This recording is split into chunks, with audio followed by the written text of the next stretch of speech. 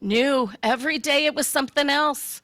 This one didn't get along with that one. Someone wasn't speaking to someone else. The fights, the arguments, you shouldn't know from it. But then I know it's hard to believe a miracle happened. What? You don't think they happen? Sure, they happen. Maybe not so often, maybe once in a blue moon, but look, see for yourself.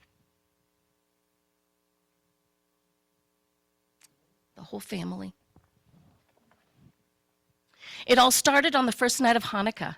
The whole family was over, you know, Uncle Izzy, Aunt Sadie, Uncle Shecky, Aunt Etta, Aunt Esther, Uncle Al, Aunt Shirley, and, oh yeah, all my cousins. Nettie, Letty, Howard, Cy, Sydney, Sol, Wolfie, Murray, Marvin, Tilly, Roberta, Pauline, and Bob. Anyway, my mother doesn't believe in appetizers, so there we were, all standing around starving. When finally my mother hollers, "Dinner!" Like bandits, we all ran into the dining room.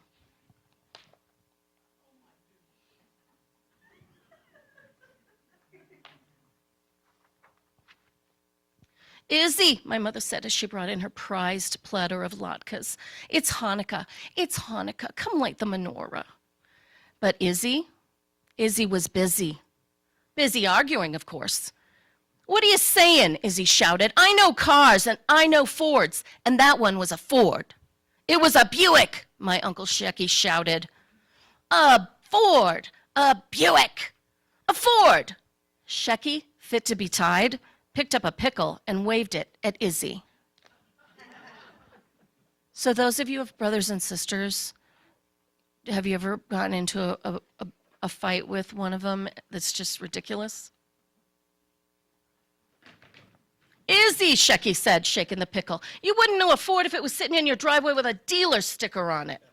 "A sticker?" Izzy said. "A sticker," said Shecky as he gave the pickle one last shake and, well, you guessed it. The pickle took off like a rocket and hit Izzy right in the forehead. "A sticker," Izzy yelled. "I'll give you a sticker." Izzy picked up the salad bowl and dumped it on Shecky's head. "Izzy, please," cried Sadie, "not in front of the children." "Sadie," Shecky announced. "Izzy could throw all the food on this table, all the food we had at Esther's wedding, including the 5 kinds of melon bowls. And still, the car that cut us off would be a Buick."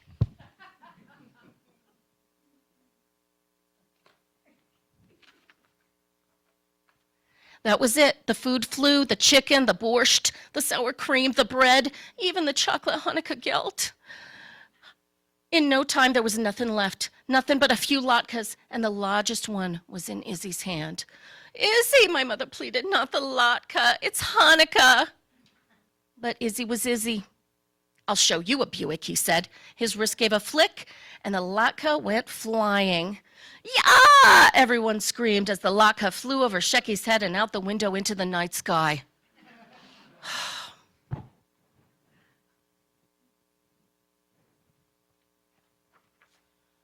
I raced to the window to see where the latke would land, and, well, I know this is weird, but it didn't.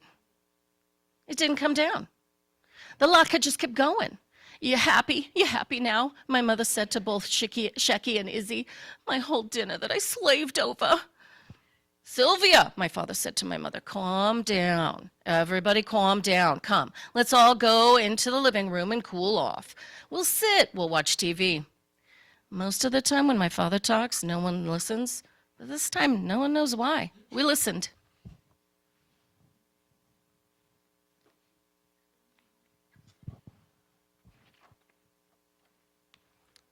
We shuffled into the living room and Sydney turned on the television. We sat. We schmoozed. Suddenly, we heard the following. "We interrupt this program to give you a news bulletin.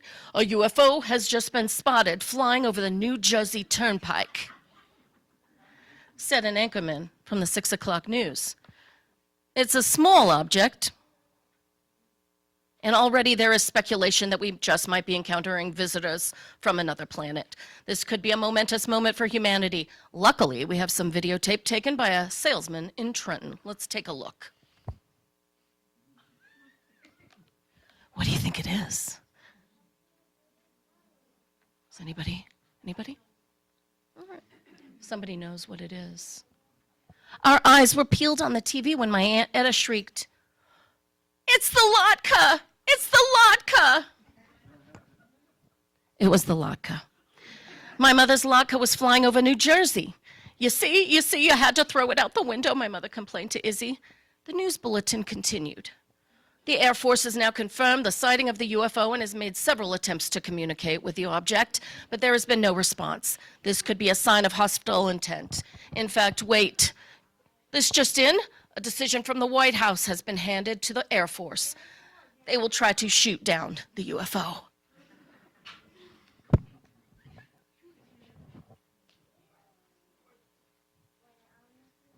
"My latke," screamed my mother, "Morty, they're going to shoot my latke. Call the police, call the president. Sylvia, please. Morty." What could he do? My father picked up the phone and called the first Air Force base he could find. It was in Maine. "No, Colonel, it's the latke," my father yelled into the phone. Izzy threw it out the window and... No, latke, L-A-T... No, look, it's a potato pancake for Hanukkah. Hanukkah, C-H-A... No, it's a holiday. You know, the Maccabees, against all odds, defeated the... No, Maccabees, M-A-C... Listen here, who you calling a crackpot? Oh yeah, well you're a crackpot. You're the one that's shooting missiles at a potato pancake. My father slammed the phone down, my mother started to cry, and Aunt Sadie had to go lie down.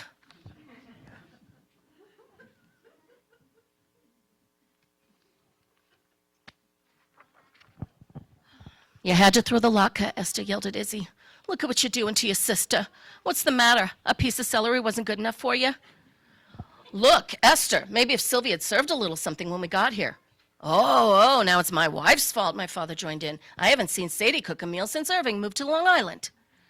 "Morty," Sadie cried, "when was the last time you picked up a pot?" The fighting went on like this for hours.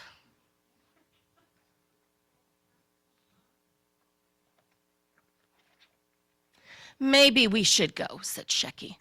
"What?" said Etta. "How can I go home after this? You think they won't find out it's our latke?" "Etta," my father said, "they don't know you had anything to do with this." "They know," Etta continued. "Believe me, they know." At that, the doorbell rang. "Go see who it is, Daddy," my father said. "It's the FBI, Dad," I called from the front hallway. "Oi, I'm Plotzin," shrieked Etta. "Izzy, go talk to them." "Me? Why should I?" Izzy began, but with the look everyone gave him, he shrugged and went to the door.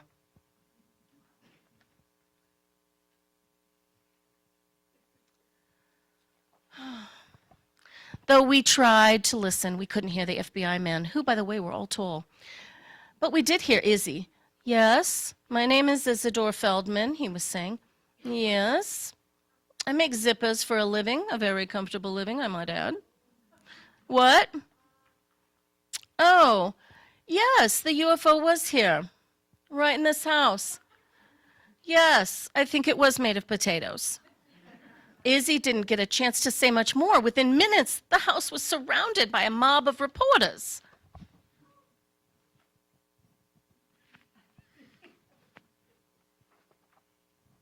"That's it," Etta said, looking out the window. "We're not leaving here until this blows over." "But we have no food in the house," my father started to say. It was no use. Surrounded and hounded by onlookers and reporters and Hollywood producers, we were trapped in our house for days. 8 days and 8 nights, to be exact. And so tell me if what happened next wasn't a miracle. As my mother's latke flew around the world, our plate of latkes, the only food we had, which should have lasted with this crowd about 7.5 minutes, lasted for 8 days. Oh my gosh. Don't ask. The whole family, fressin' on latkes alone, stayed and didn't argue or even complained at all. Eps, that was a miracle. On the last night of Hanukkah, we looked longingly at our empty platter. Suddenly, the flying latke flew through the window into the house and landed, boom, right on the plate.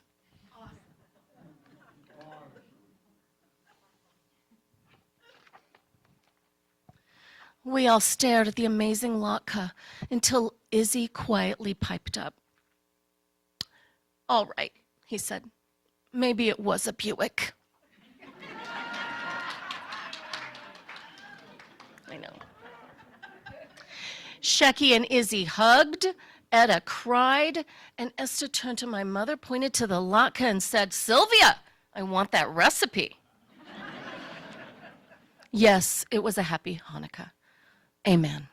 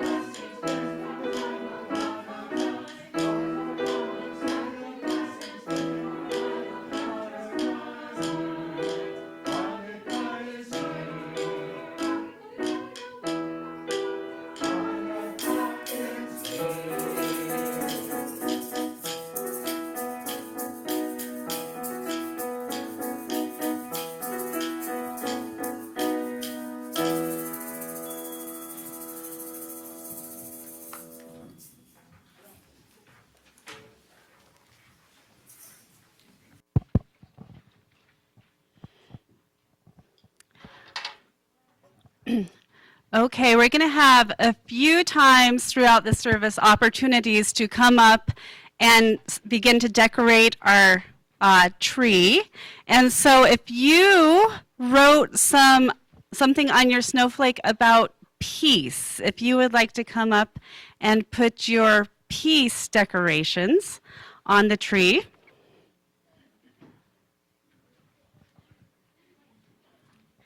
And in the meantime, can you guys hear me okay? Okay. I remember when I was in elementary school, and it's funny how memories work. I still remember this. We learned how to do "Let There Be Peace on Earth" in sign language. So I'm going to show you guys how to do Let There Be Peace on Earth in sign language. But you guys are going to have to sing it with me because I'm not going to do a solo thing. So, oh. I'm so sorry.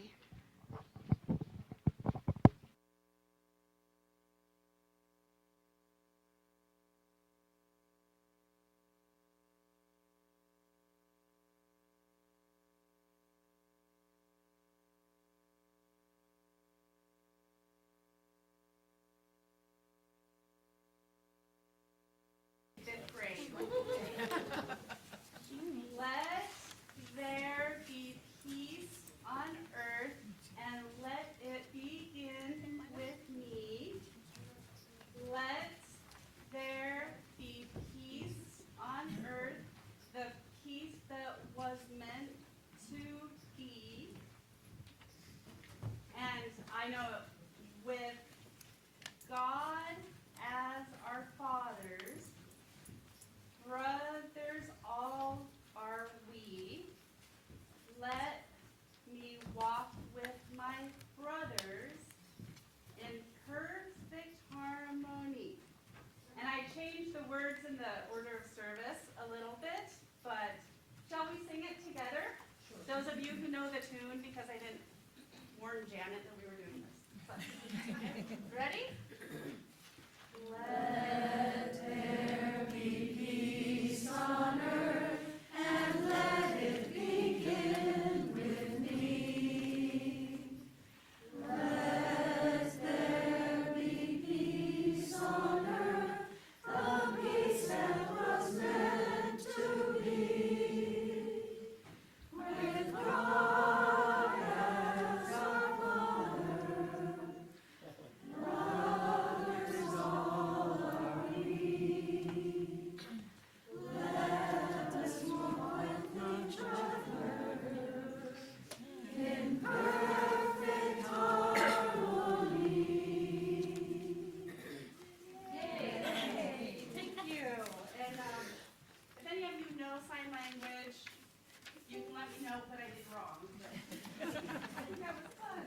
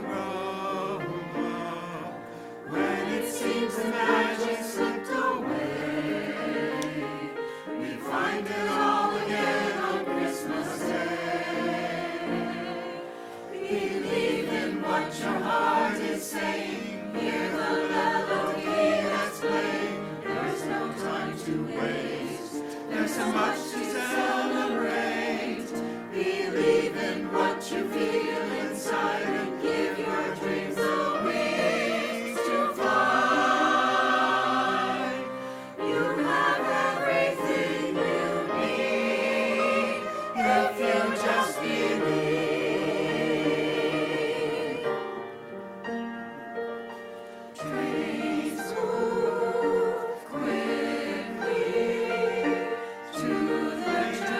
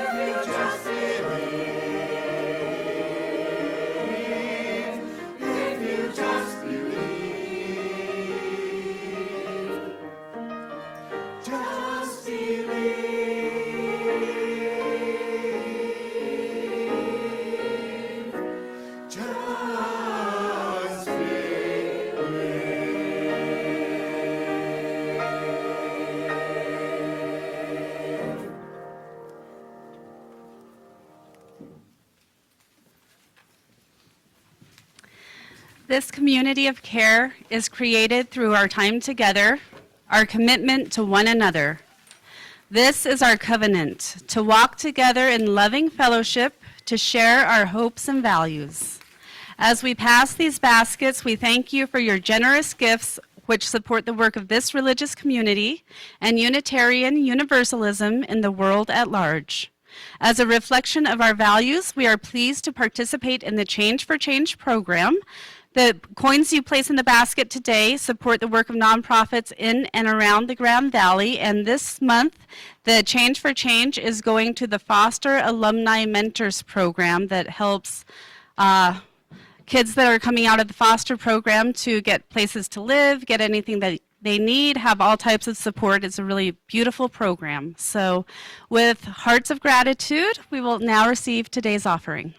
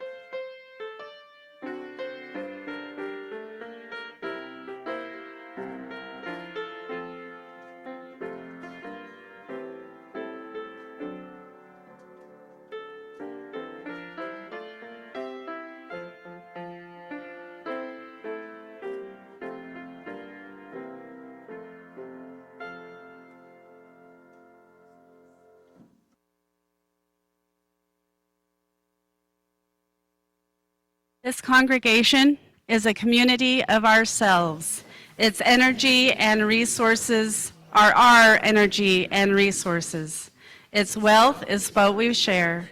As we contribute to its life, we affirm our lives within it.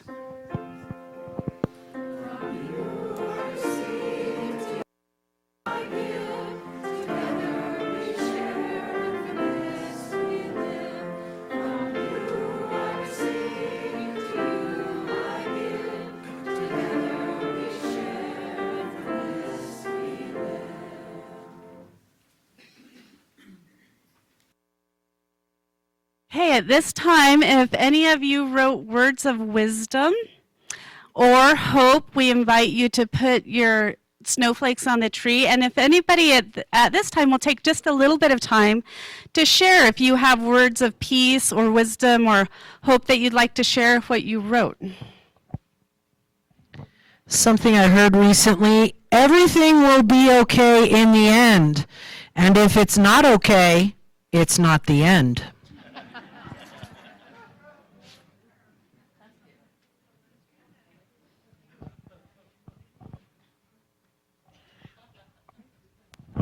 Be kind. Be kind.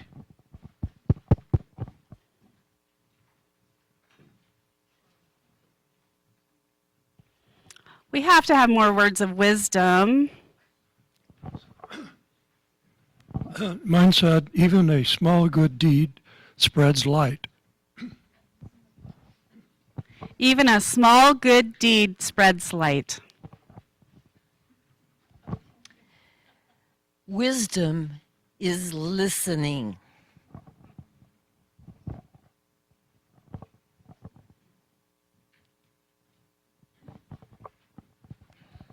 Cooperation is it.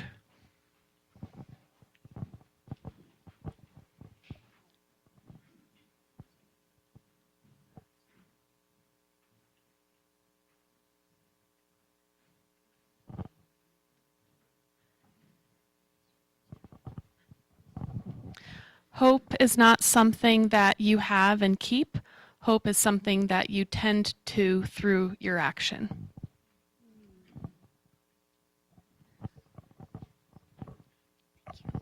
Breathe deep.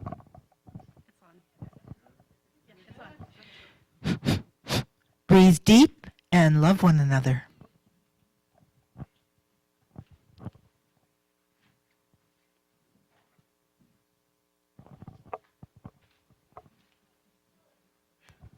I could be wrong.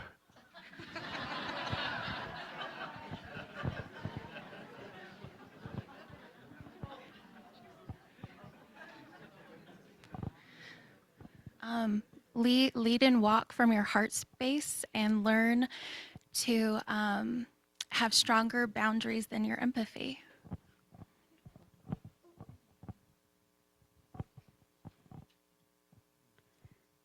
Anybody else? All right, well, we're going to close out by lighting our tree and singing together. Are we missing some snowflakes? Which ones? Okay, come on up. If you haven't put your ornament on yet. Yes, and while we're putting our final ornaments on, we invite the kids up to lead us in Holly Jolly Christmas.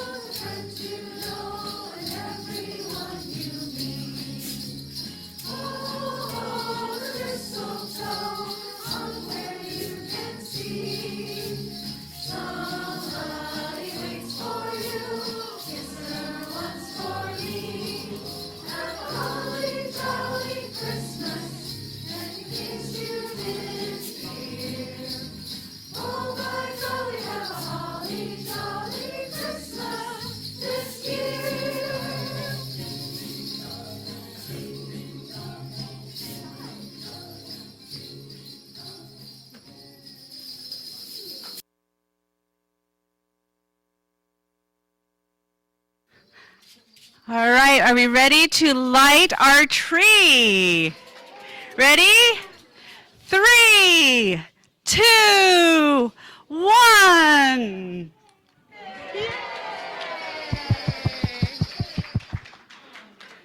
That looks pretty. Good job, everybody. All right, well, let's extinguish our chalice. We extinguish this flame, but not the light of truth, the warmth of community, or the fire of commitment. These we carry in our hearts until we are together again.